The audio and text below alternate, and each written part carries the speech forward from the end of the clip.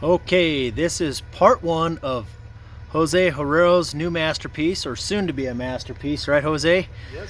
And this is the Gypsey. And so he's Gypsey Transport, and he has just come out all the way from Florida so that we can do part one of his video. And you can see this one is a legendary black. So Prabjo. I couldn't do yours in the sun the other day, but now you can see what it looks like in the sunlight. And it's just amazing. As you pan across this, it'll turn, depending on your angle of the sun, it'll either be silver or it'll be gold. As you can see how the speckles will turn gold. You see that, Jose? Yes. Awesome. Okay. So, this is going to be a big project here. So we're going to start at the top. We're going to do a painted visor, right? Yeah. Painting everything black. Lots of stuff black. Lots of red accents. How about window chops? Window chops also. Yes. Window chops on the sleeper. Also sleeper. Yeah. Okay. And then what are we doing with the air cleaner there? We're gonna chop it. We're gonna do the blind mount, and we're gonna paint it also. Yep. Legendary black. Legendary black, baby. So you're okay with people knowing what your color is, huh? Yeah. Are you? It's a pretty. This one's a pretty common color. I mean, yeah, even the ambulance chasers can figure this one out, right? Mm-hmm. So, what are we doing with the headlight pods, Jose? We're gonna do aftermarket lights. Aftermarket we're gonna lights. Paint them also. Are we doing 359 headlights on this one? I'm not sure. Ben knows. Ben. Yeah. Exactly. He's talking about Ben. I cannot remember the part number of which ones.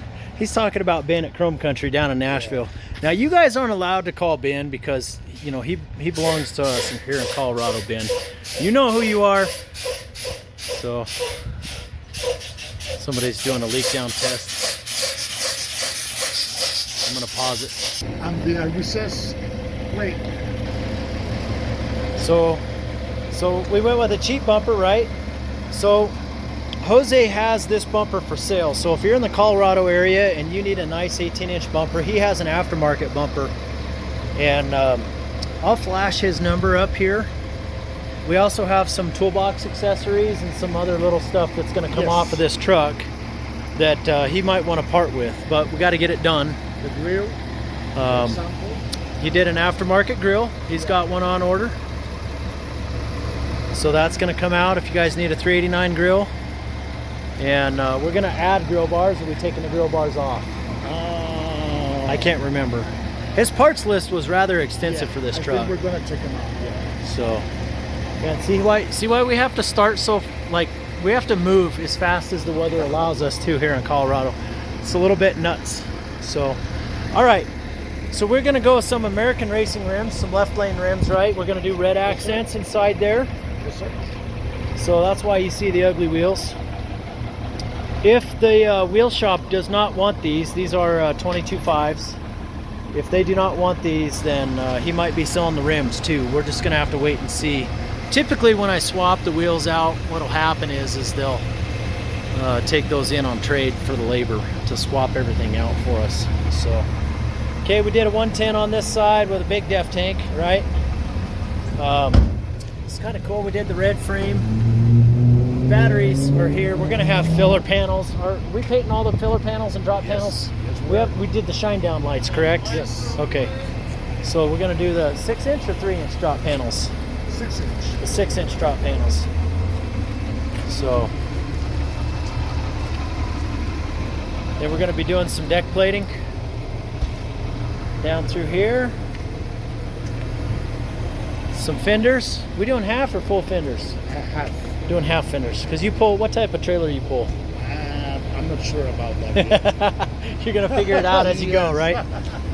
So he went with the lightweight Holland fifth wheel. And I want to talk about this real quick. There's some pros and cons to this. Okay, the first thing that you need to know is this thing is about 150 pounds lighter than a normal fifth wheel. Now, the only way to do any lubrication on this fifth wheel is right here. You cannot put any grease or pull any trailers whatsoever that have grease on them. It will tear these pads up, okay? So the only thing that it does is it lubricates the jaws. But these things have to be dry. And the number two rule about these is you can't absolutely, under no circumstance, can you have a slick plate on your trailer. It will not latch right, and you will put that trailer on the ground. I guarantee it. I've seen it happen a couple times now. And those of you who have done it, you know who you are, right? So we don't want that to happen with anybody. So I think we're doing a T-bar across the back, right? Yes. The full T-bar underneath, or are we just doing a where the I think it's gonna be like 3 pieces. 3-piece? Muffin hangers. Gotcha. The simple piece. How many lights are we doing in there? Do you remember? A lot. See, you paid for all these parts. A lot. You paid for all these parts, and that's why I can't remember anything. You know, whenever I have to look at specs, even if I built the truck, right? So, 11R22s. He went with 3 3¼ gear ratio. It's got a 605 Cummins in it. Probably going to be doing some lighting on the back of the sleeper. Yeah, this thing's going to be bad to the bone. Going to be bad to the bone. Yeah, it's going to change out the steps on both sides. So if you guys need a DPF cover, this might be part of the sale stuff he sells with the bumper. Okay, so again, just keep posting. Hey, I like what we did here. We doing aftermarket stacks on this one? I think we're doing regular, just sticking with these, right? We need to talk about that. Okay. So I know that there's quite a weight on stacks. That's the one thing that keeps holding up all of our builds, right? Stacks and bumpers are usually the ones that hold us up the most. So, but with that, anyways, if he does go with aftermarket stacks, then he might have some stack guards and stuff available. These are the classic stacks and stack guards, which I actually like them better than the other ones, and I'll tell you why. Because for some reason, when I get the other ones that have the shields, they get cross-threaded at the factory somehow, and they're stainless bolts. So when they come here, and if we have to make an adjustment on them, they break off, and we have to buy new mounts and everything. Yeah, a little bit of a pain sometimes.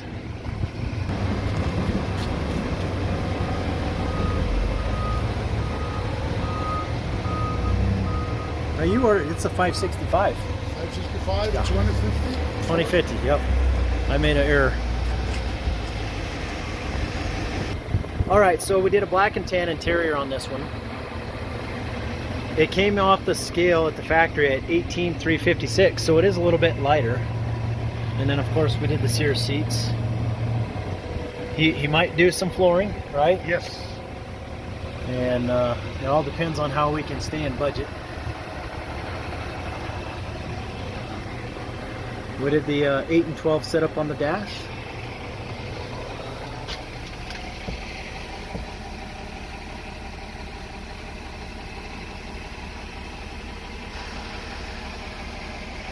Now, the passenger seat.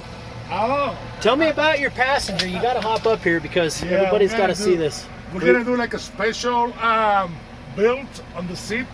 That's going to be for the boss. It's for the boss. Yeah. What's the his boss? name is Truckee. Truckee? Truckee, yeah. It's my puppy that rides with me. He's the boss. So he's got a travel companion. There's the Gypsy. So you get your name all over the truck.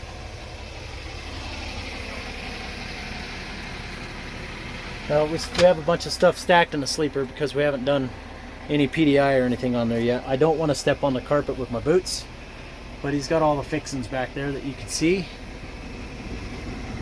So that's it, guys. This is the Gypsy part 1.